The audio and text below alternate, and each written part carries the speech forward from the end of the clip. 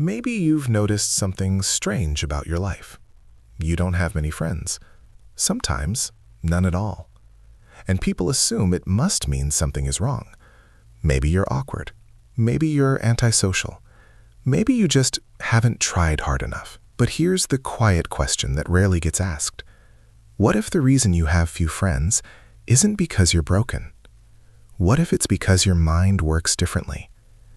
And in psychology, there are certain personality patterns that make connection harder, but also make perception deeper. Tonight, we're going to explore 5 of them. But the strange part is this. Most people who have these traits don't even realize they have them. If you have very few friends, life can feel like you're standing slightly outside the social world. You're present, but not fully inside it. You notice small things others miss. The pause before someone answers a question. The slight change in their tone. The moment a conversation stops being genuine. And over time, something begins to happen. You start filtering people. Not intentionally, not arrogantly, just quietly. Because shallow conversations begin to feel exhausting. Small talk feels like walking in circles. And suddenly you're left with fewer and fewer people who feel real enough to stay. Psychologists sometimes link this pattern to high trait openness combined with high cognitive sensitivity. In simple terms, your brain processes social information more deeply than average, which sounds like a gift, but there's a side effect. The deeper you process people, the harder it becomes to tolerate relationships that feel surface level, and that slowly shrinks your social circle.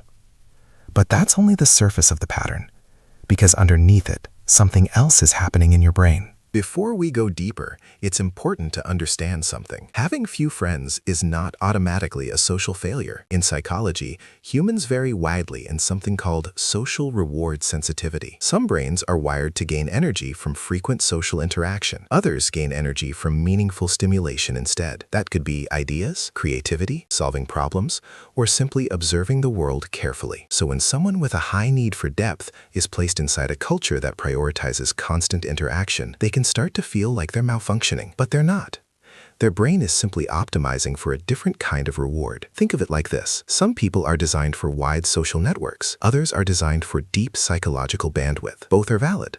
But one of them often looks lonely from the outside. And once you understand the underlying mechanisms, something interesting begins to happen. You stop asking, "What's wrong with me?" and start asking, "What is my mind actually optimized for?" To understand why some people naturally end up with fewer friendships, we need to look at 2 systems inside the brain, the dopamine reward system and the default mode network. The dopamine system responds to novelty and social stimulation. People who score high in social reward sensitivity get dopamine spikes from frequent interaction, conversations, group activities, social approval. But some brains are wired differently.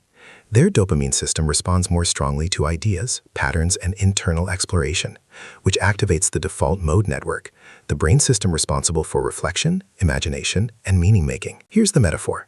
Imagine 2 different engines. One engine runs on social fuel, the other runs on psychological depth.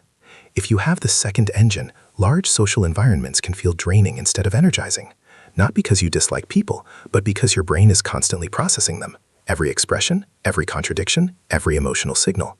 Your mind becomes a high-resolution scanner, and high-resolution scanning takes energy. This leads to something psychologists call selective affiliation. Instead of forming many casual bonds, your brain unconsciously waits for people who match your psychological depth, which means your social circle stays very small, sometimes painfully small. But the traits behind this pattern are actually rare. Let's look at them. The 5 traits behind small social circles. These aren't problems to fix, they're patterns to understand. Trait 1.